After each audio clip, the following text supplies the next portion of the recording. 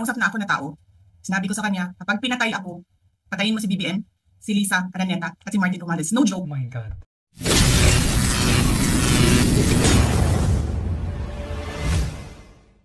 Grabe. Maging ang campaign funds kinurakot nila. Oh my God. Bongbong Marcos, Lisa Marcos, Martin Romualdez, campaign fund donations para kay Bibi Sara, kinamkam din niya. Panoorin natin to. Martin!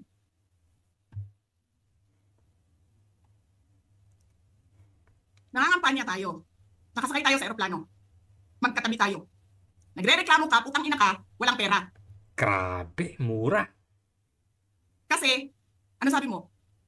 Giom-om ni Lisa Marcos o ni BBM ang kwarta. Walang pera sa kampanya kasi hindi nagbibigay si BBM at si Lisa. Ginigipit nila. Kinukuha nila lahat ang pera. Grabing revelasyon, guys. Reklamo ka ng reklamo sa akin. Ano sinabi ko sa'yo? Huwag ka mag-alala. Lahat ng gusto tumulong sa akin, ipapadala ko sa iyo. Kunin mo lahat. Nagreklamo ka kay Medi Poblador kasi tumatanggap ng pera. Ano sabi ko sa'yo? Kausapin mo si Medi, kunin mo lahat ng pera. Lahat ng makuha mo na gustong tumulong sa akin, kunin mo. Gastusin mo. Ano sabi ko sa'yo? Pasensya ka na. Wala ka ng pera. Ano sabi mo sa akin? Sabi mo sa akin, okay lang. Pag nanalo kayo, babawiin ko lahat yan. Yun lang. Hindi ko naman alam, ang buong akala ko, babawiin mo sa negosyo mo. Legitimate businessman ka naman eh. Mina, pagsira sa kalikasan, legitimate na pagsira sa kalikasan, negosyo mo. Media, negosyo mo. Ano pa bang mga negosyo ni Martin Romualdez? Sulat niyan lahat. Akala ko magninegosyo ka lang. Kasi businessman ka naman. Hindi ko naman alam, binubulsa mo. Ibubulsa mo, kakamkamin mo, ang legal na pera at illegal na pera. Grabe. Tanggap ka sa illegal, tanggap ka sa Pogo. Ha? Pati sa Pogo. Pinaalis nyo lahat ng kompetisyon ninyo, naiwan ang Pogo mo. Tanggap ka, Pogo. May nagsasabi pa, tumatanggap ka sa smuggling, sa droga. Oh my God. Tapos kuha ka dito sa National Treasury. Akin ito. Babawiin ko lahat.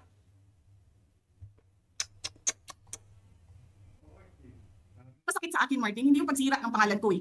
Ang masakit sa akin, maalis mo man ako sa presidential race, hindi pa rin ikaw ang presidente, king ina mo. Aw, real talk. Walang buboto sa'yo. Please lang. Wala. Hindi ka nga dumadaan ng contest eh. Kasi wala kang kalaban sa Tacloban. Kasi binibili mo, pinapakidnap mo, hinaharas mo ang mga kalaban mo. Oh my goodness. Hindi ka dumaan ng contest.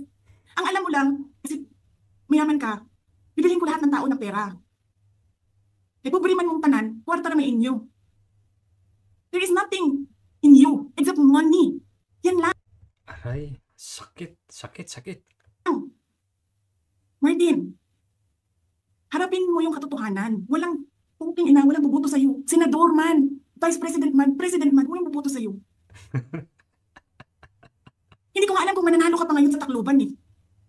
Palamang hindi na. Sinong gusto sa lahat sa buong Pilipinas ang ibalik ka sa Kongreso? E di lahat ng tao pupunta yan doon sa Tacloban, mangangampanya yan sa kalaban mo. Kasi magnanakaw ka. Aray. Diretsahan, guys. Hindi ka dumadaan sa audit.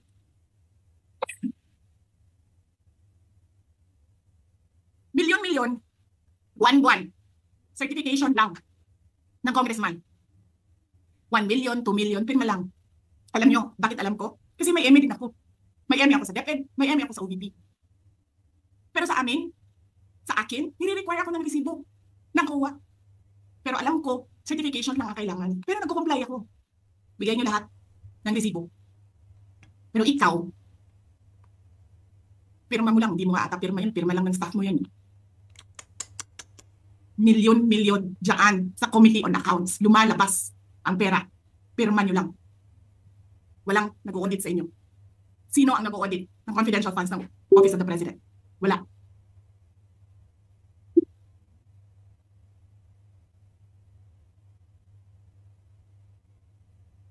Yan ang Pilipinas. Yan ang bagong Pilipinas. Kriminal ang speaker. Grabe, kriminal ang speaker. Bakit ko nasabi kriminal siya? Basahin niyo yung kaso niya sa United States of America. Yeah. Okada. Sinungaling, presidente. Double whammy pa. Hindi lang siya sinungaling.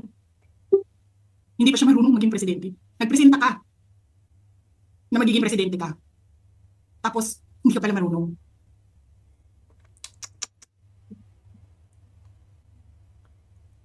Sarap-sarap ng kain ninyo, buffet, dyan, dito, sa House of Representatives. Alak, lahat. Lahat ng juice, lahat ng mamahaling wine. Pero yung taong bayan, na pinamisan ninyo ng 20 pesos na rice, yung taong bayan na hindi ninyo pinupuntahan sa mga komunidad nila, ano sabi nila? Asin lang, okay na mi, anad naman mi, anak. Ganyan ang bayan natin.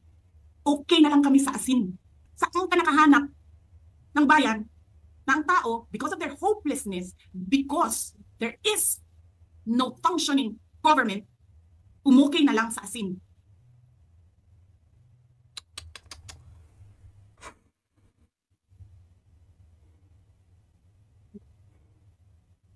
Buti na nga lang abogado si Atty. Lopez eh. Kasi alam niya kung ano sasabihin niya doon sa mga pumasok sa kwarto niya. Na-take note, nagnakaw pa ng cellphone. Saan ka nakahanap? Papasok ka, nanakawin mo yung cellphone, dadalhin mo pa yung tao.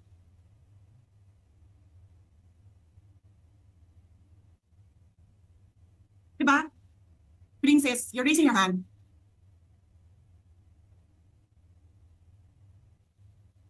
Hello?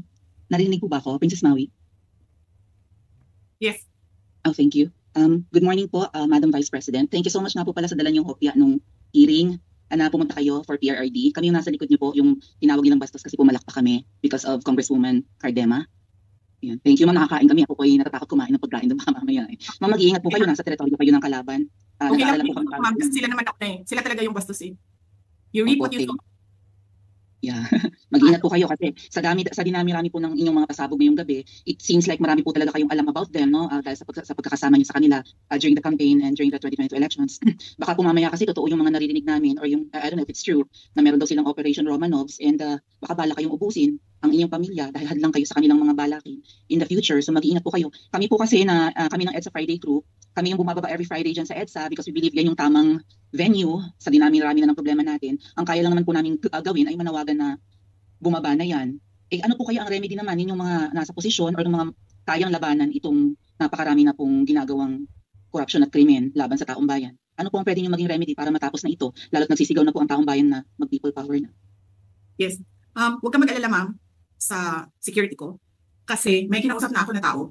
Sinabi ko sa kanya, kapag pinatay ako, patayin mo si BBM, si Lisa Araneta, at si Martin Romales. No Oh joke. my God. No joke. Nagdealing na ako, ma'am. Pag namatay ako, sabi ko, huwag ka tumigil na hanggang hindi mo mapatay sila. And then he said yes. So, alam mo, ma'am, yan ang lagi kong sinasabi sa mga kabayan daw. Nung mayor pa ako. Ang laban, wala dyan sa EDSA, ma'am.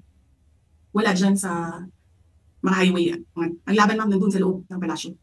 Yan ang problema. We appreciate yung expression ninyo ng disgust, ng pagkamuhi, ng hopelessness, kasi it reflects kung ano yung nararamdaman ng marami, milyon. Alam ko yan, ma'am, kasi kahit saan ako pumunta, ako ang sinasabihan, binoto namin yan dahil sinabi mo, iboto namin.